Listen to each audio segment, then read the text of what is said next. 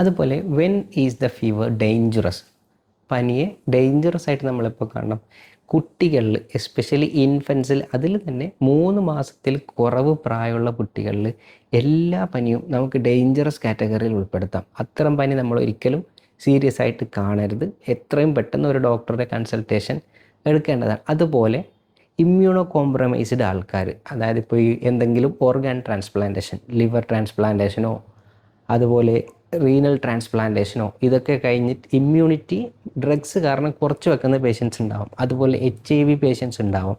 അതുപോലെ പ്രഗ്നൻ്റ് ആയിട്ടുള്ള ലേഡീസ് ഉണ്ടാവും. ഇത്തരം ആൾക്കാരിൽ വരുന്ന ഫീവറും നമ്മൾ മൈൽഡ് ഫീവറായിട്ട് കാണരുത്. ആ കെയറോട് കൂടി തന്നെ നമ്മൾ ട്രീറ്റ് ചെയ്യണം.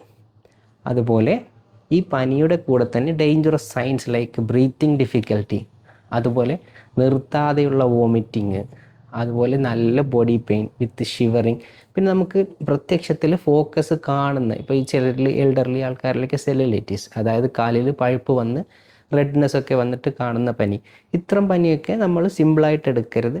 As soon as possible treatment നമുക്ക് സ്റ്റാർട്ട് ചെയ്യേണ്ടതുണ്ട്.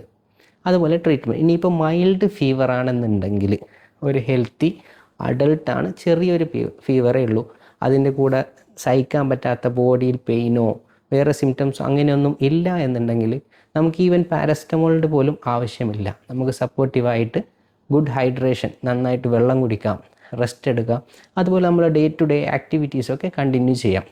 ഇനിയിപ്പോൾ സഹിക്കാൻ പറ്റാത്ത പനി ഉണ്ടെങ്കിൽ മാത്രം പാരസെറ്റമോളോ ബാക്കി മെഡിസിൻസോ എടുത്താൽ മതി. അതുപോലെ ഹോമിൽ തന്നെ നമുക്ക് കെയർ ചെയ്യാം. പിന്നെ നമ്മൾ പലരും കുളിക്കാറില്ല പനി വന്നു കഴിഞ്ഞാൽ. ഇനിയിപ്പോൾ അപ്പർ റെസ്പിറേറ്ററി, അതായത് ചുമയോ ജലദോഷമോ തൊണ്ടവേദനയോ അങ്ങനെയൊന്നും ഇല്ലാത്ത പനി ആണെങ്കിൽ നമുക്ക് തീർച്ചയായിട്ടും കുളിക്കാം, സാധാരണ കുളിക്കുന്ന പോലെ കുളിക്കാം.